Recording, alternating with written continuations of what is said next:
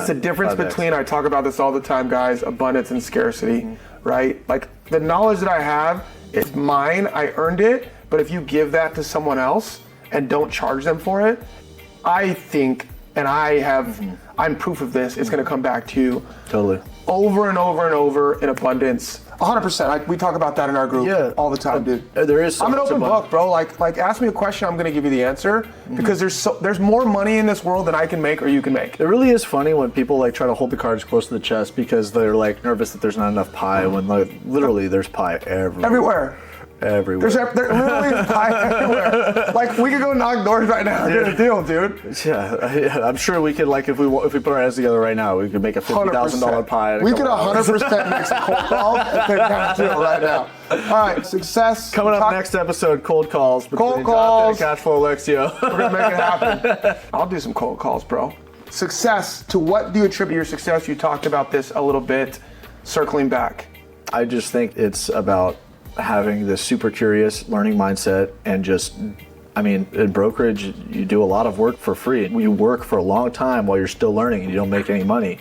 And I've kind of done that many times. I've also been working, trying to find deals, just underwrite my spreadsheets on lots and lots, probably thousands of properties. And like, that's just lost time, but it's lost time if you think about it as like one and done. But all that gave me the confidence to actually execute and buy properties and then work with other people, learn, and then over time it all compounds because you've built all these relationships, so it just starts happening faster and faster, and like you're drinking from a fire hose at first, but then you're like, I can't handle it, but then you just get better drinking at the speed of a fire well, your hose. Systems get better. Yeah. Your experience gets better.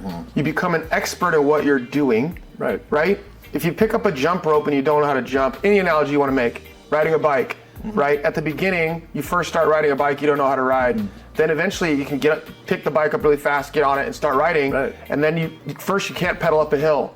But then you start being able, you keep pedaling and pedaling and pedaling, and then you can pedal faster. And then when you get on the straightaway or downhill, it's just repetition of the thing.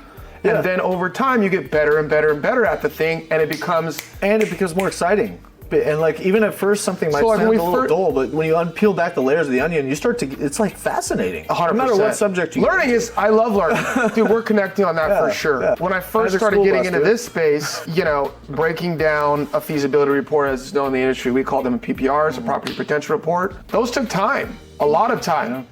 And now, I mean, I can break down a property and in my head, I can break it down, obviously getting it down on paper and then do it like, crossing your I's and dotting your T's. No, crossing your T's and dotting your I's and making sure that what you're presenting to the customer, you have to really, really make sure it's dialed in. But when I'm looking at it, I can know whether it's a good property for me. Which saves a lot of time because you can see it and then you're like, okay, I don't need to get into the weeds on this one. It's not a good deal. 100%. Next. But at first you're just in the weeds on every one. Yeah. This one's practicing being in the weeds. This is complete communities, bro. This one's gonna be a win.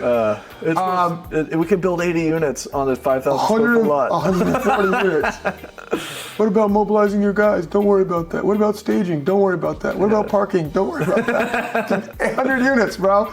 That's what's nice about my 5 unit with the 5 extra ADUs is I was able to give one parking space to every one, which even though they're tiny units, the parking's huge. People just want a parking spot and they want a place to lay their head. So even though it's a tiny space smaller than this room, they're paying, $1,600 a month for them. So 100%. Parking is huge, and it's going to become even more at a premium, I think, as we go on and more units come online without it.